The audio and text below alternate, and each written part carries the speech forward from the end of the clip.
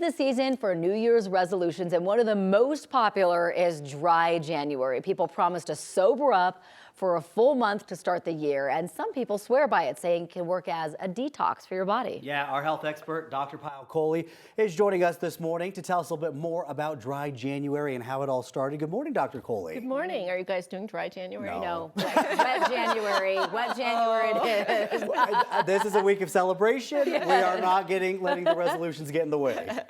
Well, I would encourage you to try it even for a week. So the way that it sort of came about, 2013, Public Health Initiative. They said the idea here is not moral judgment. The idea here is not to say, oh, you shouldn't be drinking alcohol, but just to try to understand how alcohol reacts in your body.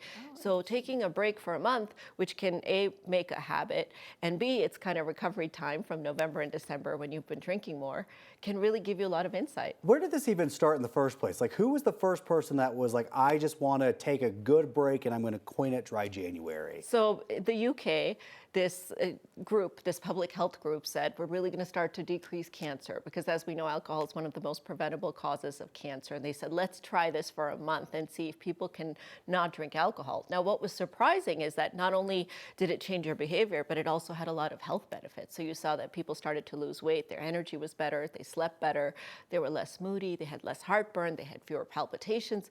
So it really sort of caught on, and now it's become a trend where people say, okay, January is the time to reset. We've been drinking a lot over the holidays. Now's the time to do it. It is a good reset. I know a lot of my neighbors are doing dry January right now, and I get it. You know, we had all these parties and you have all the, holidays in there, and so they're like, I just need a reset.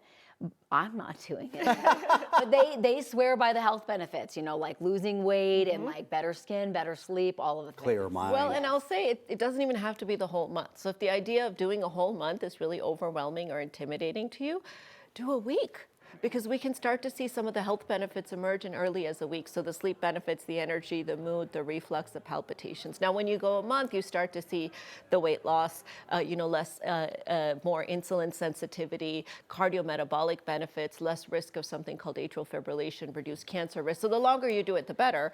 But if you're like, hey, I just want to try a few days, even that's enough to try to understand how your body reacts to alcohol. Why does our body react this way whenever we get rid of the alcohol? How does alcohol really impact us in the way that we don't see? It's really variable for many people, but for most people, it's going to increase your heart rate.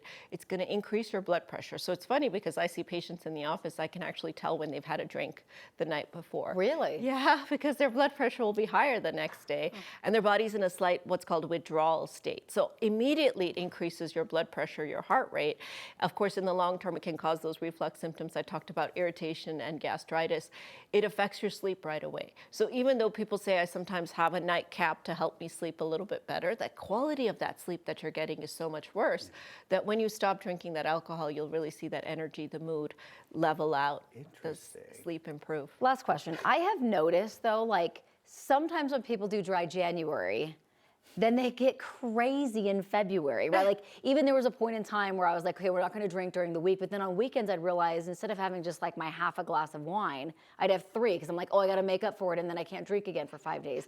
I mean, talk about like, I am a mother of 2, okay? Mama needs like a glass of wine every once in a while. I appreciate the honesty. I love it. But like then, some people I know that do dry January and then February, they go crazy. It's like you're kind of canceling out the benefits. Well, so it's interesting. If you look at the long-term studies, people who do dry January, 6 months later, on average, they're drinking 1 drink less a week. Interesting. Yeah, so it's this behavioral change that you sort of learn how to change your behavior and really, improve things in the long term. So even though you may have a little rebound because you're a mom of 2 early in February, if I looked at you in June and you did dry January, you're more likely to actually be drinking less. And, guys, this doesn't just apply to alcohol. So if you take a break from social media, the studies are showing you can actually have a 15 to 25% improvement 1 week off of social media in your sleep, your anxiety, your depression. So I really look at January as a time to go dry on any bad habits. For me, it's going to be online shopping. I'm just trying to take a break for a week. Honesty. I love the honesty this morning. Yes, this is the safe space for everybody to confess